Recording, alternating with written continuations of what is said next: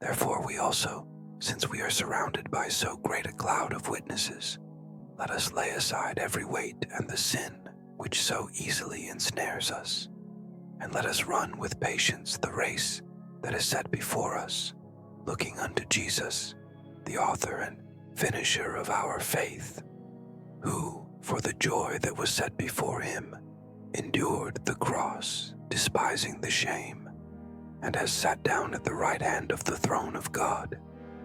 Consider him who endured such hostility from sinners against himself, lest you become weary and discouraged in your souls.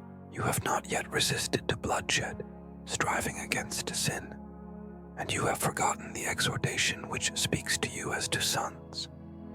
My son, do not despise the chastening of the Lord, nor be discouraged when you are rebuked by him. For whom the Lord loves, he chastens, and scourges every son whom he receives.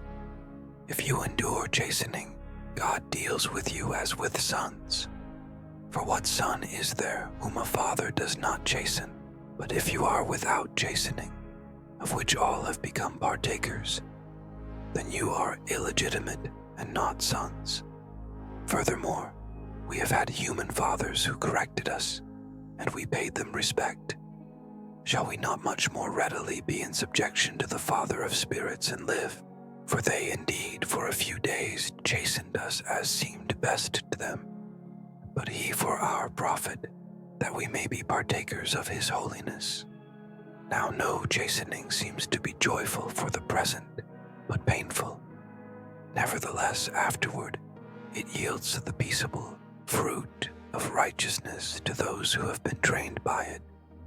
Therefore, strengthen the hands which hang down and the feeble knees, and make straight paths for your feet, so that what is lame may not be dislocated, but rather be healed.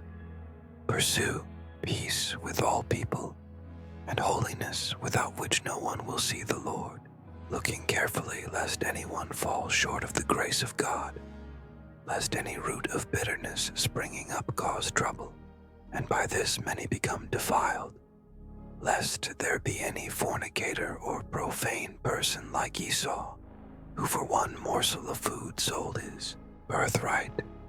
For you know that afterward, when he wanted to inherit the blessing, he was rejected, for he found no place for repentance, though he sought it diligently with tears. For you have not come to the mountain that may be touched and that burned with fire, and to blackness and darkness and tempest, and the sound of a trumpet, and the voice of words, so that those who heard it begged that the word should not be spoken to them any more, for they could not endure what was commanded. And if so much as a beast touches the mountain, it shall be stoned or shot with an arrow. And so terrifying was the sight that Moses said, I am exceedingly afraid and trembling. But you have come to Mount Zion, and to the city of the living God, the heavenly Jerusalem, to an innumerable company of angels, to the general assembly and church of the firstborn who are registered in heaven, to God, the judge of all, to the spirits of just men made perfect, to Jesus, the mediator of the new covenant, and to the blood of sprinkling that speaks better things than that of Abel. See that you do not refuse him who speaks. For if they did not escape who refused him who spoke on earth, much more shall we not escape if we turn away from him who speaks from heaven, whose voice then shook the earth.